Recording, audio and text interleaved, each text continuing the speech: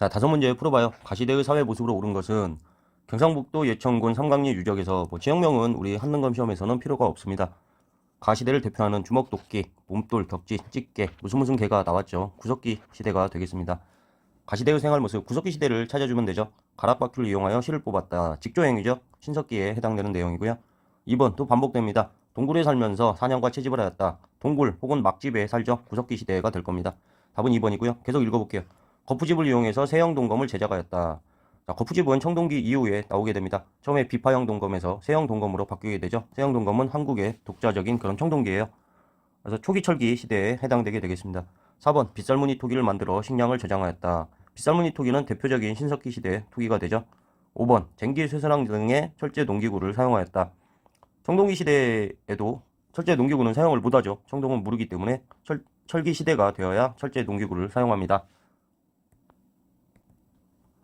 다음 문제 보겠습니다. 가시대의 생활 모습으로 오른 것은 이라는 문제예요.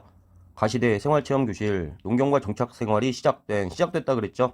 신석기가 될 겁니다. 서울 암사동 유적 대표적인 신석기 유적지인데요. 역시나 한능검 시험이 있기 때문에 유적지를 외울 필요는 없습니다. 주요 체험 프로그램 빗살무늬 토기 만들어보기. 빗살무늬 토기가 대표적인 신석기 시대의 토기죠. 갈대를 이용해 움집 지키. 이제 정착생활이 시작되면서 구석기에는 막집이라고 한다면 신석기 시대로 와서 움집이 되겠습니다. 화덕이 이제 집 중앙에 있는 거죠. 3번 갈돌과 갈판으로 곡식을 갈아보기.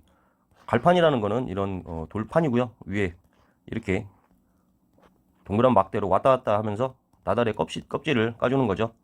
여기로부터 이제 농경을 연결해서 생각해주면 되겠습니다. 그래서 보기 중에서 신석기 시대에 해당하는 걸 한번 찾아봐요. 돌방 무덤이라는 거는 대표적으로 삼국시대에 들어가야 나오는 무덤 양식입니다. 2번 가락바퀴를 이용해 실을 뽑았다. 신석기에 나오는 직조 행위죠. 답은 2번이 될 거고요.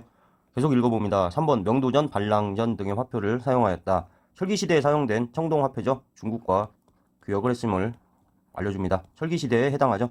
이거 말고도 명도전, 반랑전, 오수전, 왕망전 그런 화폐들이 있다고 했습니다.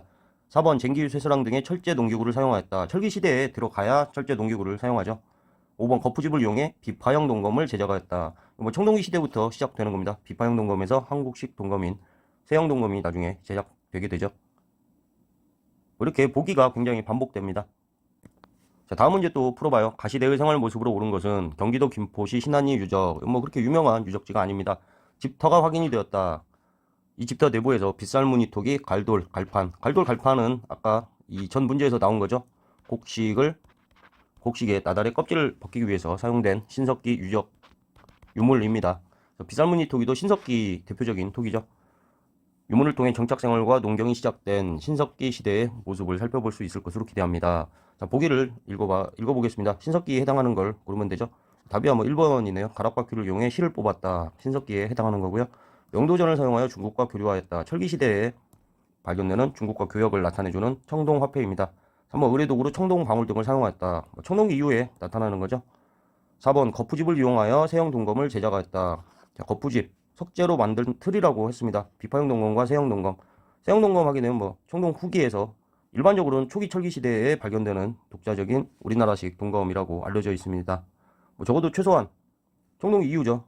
5번 많은 인력을 동원하여 고인도를 축조하였다. 자, 계급의 발생과 관련이 있다라고 했습니다. 신석기까지는 계급이 없는 평등한 사회였다가 청동기 시대가 되면서 계급이 발생을 하고 한 명을 위해서 많은 인력이 동원되는 거죠. 그래서 답은 1번입니다. 다음 문제 보겠습니다. 가시대의 생활 모습으로 오른 것은 제주 고산리 하게 되면 대표적인 신석기 유적지예요. 한능검 시험이기 때문에 그렇게 지역을 외울 필요는 없습니다. 우리 박물관에서는 제주 고산리 유적에서 출토된 이름 민무늬 토기 그리고 화살촉 등의 유물을 소개하는 특별전을 마련하였습니다. 나름대로는 약간 어렵게 된 거예요. 자, 신석기 토기를 살펴보게 되면은 이던 눌비 돼가지고 이런 민무늬 토기 덧무늬 그 다음에 눌러찍기 무늬 토기도 있는데 그렇게까지도 알 필요가 없고요. 딱 시험에 나온 정도로 이름 민무늬 토기하고 빗살무늬 토기 정도 외워두면 좋을 것 같습니다. 이름 민무늬 토기 뒤에 이제 민무늬 토기가 또 나오기 때문에 이른이라고 해서 영어로 이제 접두사 같이 얼리를 붙여준 거예요. 얼리 플레임 파트리 해가지고 민무늬 토기인데 빨리 발견되는 이름 민무늬 토기 뒤에 있는 토기와 고조선 그리고 조선 이걸 구별하기 위해서 당울왕검이 조선을 세웠는데 앞에 고자를 이렇게 붙이죠. 강학상 당군 왕금이 세운 건 조선이잖아요. 그래서 이후에 붙인 겁니다. 마찬가지로 민무늬 토기가 나오기 때문에 명칭 자체를 이름 민무늬 토기라고 한 겁니다.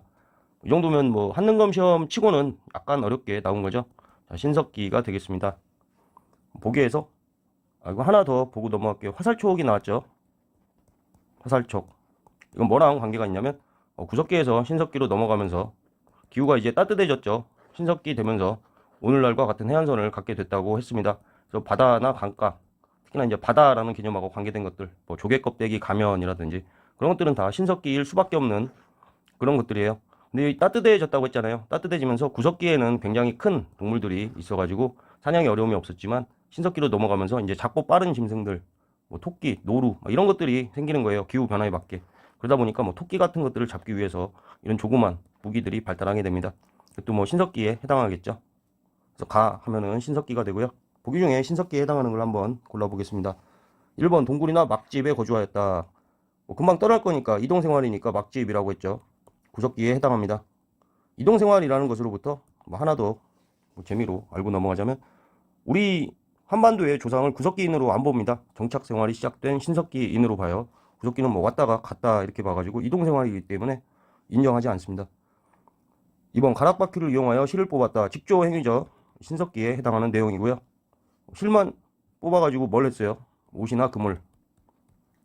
바다하고 역시 오른쪽에 있는 바다하고 연결해서 기억해주면 외우기가 쉽습니다. 3번 뭐 계속 나오죠. 명도전을 이용해 중국과 교류하였다. 철기 시대에 발견되는 청동화폐라고 했습니다. 4번 철제 농기구를 사용하여 농사를 지었다. 신석기 및 청동기까지도 철제 농기구는 안 나오죠. 청동기는 무르기 때문에 농기구로 쓸 수 없다 해서 철기 시대에 해당합니다. 5번 의뢰도구로 청동 거울과 방울 등을 제작하였다. 청동이죠. 청동기. 청동 이후에 계속 쓰입니다. 그래서 답은 2번이 되겠습니다. 다음 문제 보겠습니다. 가시대의 생활 모습으로 오는 것은 가시대의 새로운 도구를 사용하다. 우리 박물관에서는 농경과 정착생활. 그럼 뭐예요? 신석기죠. 신석기 시대에 해당하는 것을 고르면 되겠습니다. 당시 사람들이 사용했던 도구. 가는 뭐예요? 가락바퀴죠. 여기에 이렇게 막대기를 꽂아가지고 회전을 용이하게 만드는 그런 도구입니다. 나 갈도라고 갈판이에요. 곡식을 이렇게 놓고 갈도를 왔다 갔다 해가지고 껍질을 벗기는데 사용되었다. 여기는 뭐랑 관련이 있는가? 농경이죠. 이런 기구를 전문적으로 갖고 있었다는 것은 채집보다는 농경 경제와 상관이 있습니다. 신석기 시대에도 뭐 농경을 해서 정착한 건 맞는데 여전히 주요 수집원은 이제 채집이었어요. 채집과 사냥. 농경이 그렇게까지 잉여 생산물이 나올 정도까지 많지 못한 거죠. 그냥 농경이 시작됐다라는 의미 정도 됩니다.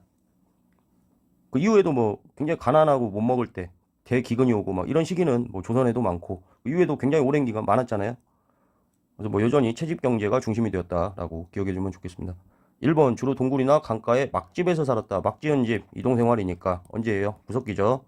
2번 지배층의 무덤으로 고인도를 축조하였다. 청동기죠. 고인도를 하게 되면 많은 노동력이 동원되기 때문에 계급 분화가 나온 시점이라고 했습니다. 3번 거푸집을 이용해 세형동검을 제작하였다.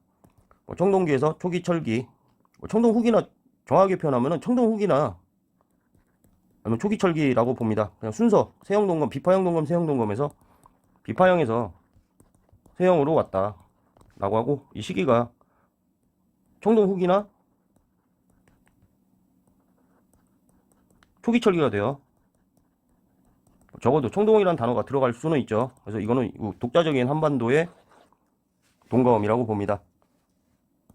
4번 읽어볼까요? 빗살무늬 토기를 만들어 식량을 저장하였다. 신석기라고 했죠. 우리 시험에 나오는 거 뭐 이름 민무늬하고 빗살무늬 토기 정도 뾰족한 게 일반형이라고 했어요. 여기로부터 이제 강가나 바닷가를 유추해서 기억해 두자 했습니다. 자, 5번 읽어봅니다. 쟁기, 쇠사랑 등의 철제 농기구를 사용하였다. 철제 농기구 하게 되면 철기 시대에 와야 사용이 되죠. 신석기에 해당하는 거 4번이 되겠습니다. 자, 보기가 엄청나게 반복이 되죠. 이러기 때문에 한국사 전체 양의 한국사 한 2만 원 난다면 한능검은 한 이 정도밖에 안 됩니다. 더군다나 이제 보기가 이런 선지의 반복성이 거의 뭐 문제은행 수준이에요. 그렇기 때문에 문제를 계속 반복해서 풀어보는 게 가장 빠릅니다.